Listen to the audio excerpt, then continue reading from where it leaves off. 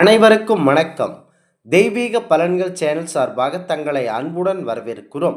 இன்று நம் காணொளியில் காண விரும்புவது தை மாதம் சிறப்பு வாய்ந்த தேய்பிறை அஷ்டமி சிறப்புகளை பற்றி இந்த காணொளியில் விரிவாக பார்க்கலாம். வாருங்கள் காணொளிக்கு செல்லலாம். மறக்காமல் ஒரு சப்ஸ்கிரைப் செய்யவும். எல்லா சிவபெருமான் ஆலயங்களிலும் ஈசானிய மூலை எனப்படும் வடகிழக்கு திசையில் நீலமேனியராய் நாய் வாகனத்துடன் பைரவர் காட்சி தருவார். காலையில் ஆலயம் திறந்தவுடன் இரவு அர்த்த ஜாமத்தில் பூஜை முடிவரும் போது பைரவருக்கென்று விசேஷ பூஜைகள் செய்யப்பட வேண்டும் என்று பார்த்த நித்யா பூஜா விதி கூறுகிறது.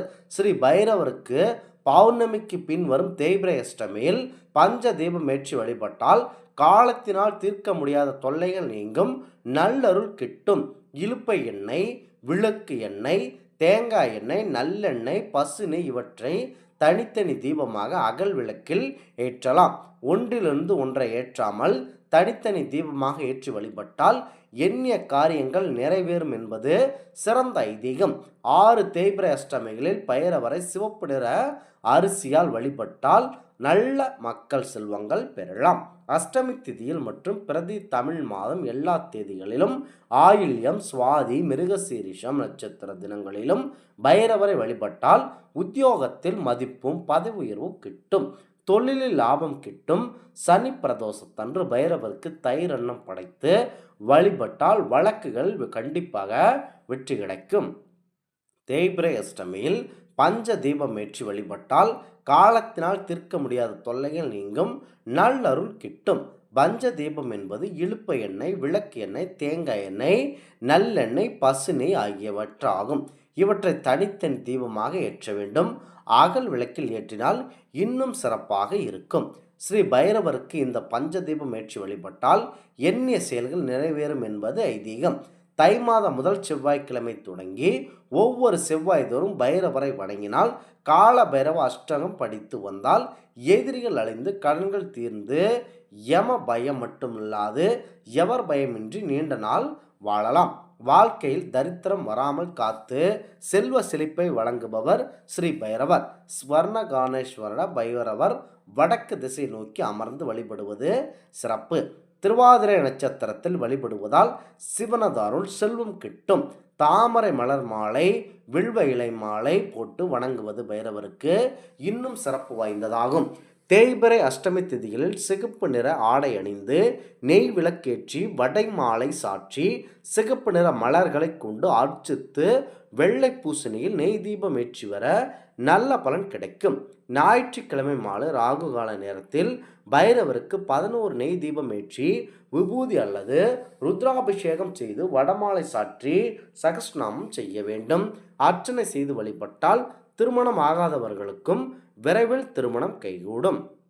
பைரவர் வழிபாடு செய்தால் வறுமை, பகைவர்களின் தொல்லைகள், பயம் நீங்கி அவர் அருளால் அஷ்ட ஐஸ்வர்யங்களும் தன லாபமும் வியாபார முன்னேற்றம், பணியாற்றும் இடங்களில் தொல்லைகள் நீங்கி மனதில் கண்டிப்பாக மகிழ்ச்சியை பெறலாம். நம்பிக்கையுடன் பக்தியுடன் சொர்ண கர்ஷன பைரவர் படத்தை வீட்டில் வைத்து தினந்தோறும் தூப தீபம் காட்டி வழிபடுவதுடன் அதோடு தேய்பிறை அஷ்டமி திதியில் திருவிளக்கு பூஜை செய்து பலவிதமான மலர்களை கொண்டு பூஜித்து வணங்கி வந்தால் வீட்டில் செல்வ செழிப்பு ஏற்படும். வியாபாரிகள் கல்லாப்பெட்டியில் சொர்ண ஆகர்ஷண பைரவர் சிலை அல்லது படத்தை வைத்து பூஜித்து வர கடையில் வியாபாரம் செழித்து செல்வம் பெருகி வளம் பெறுவார்கள். தினமும் பைரவர் காயத்ரியையும் பைரவி காயத்ரியையும் ஓதி வந்தால் விரைவில் செல்வம் பெருகும். வெள்ளம் கலந்த பாயாசம், உளுந்த வடை, பால், தேன், பழம், வெல்வம் இலைகளால் மூலமந்திரம் சொல்லி அர்ச்சனை செய்ய தொழில் விருத்தியாகும். ஸ்வர்ணன ரஜன பைரவ அஷ்டகம் தன செழிப்பை தரும்.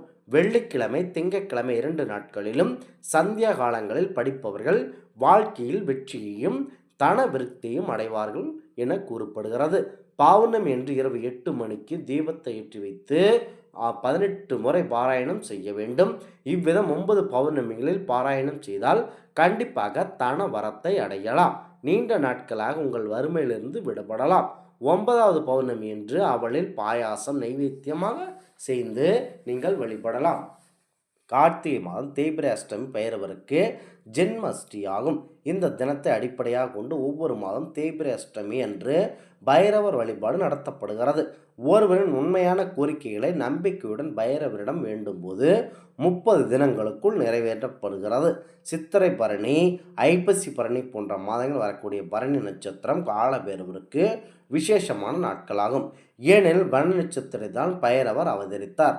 எனவே பரணி நட்சத்திரக்காரர்கள் பைரவரை வழிபட்டால் புண்ணியமும் பலனும் அதிக அளவில் கிடைக்கும்.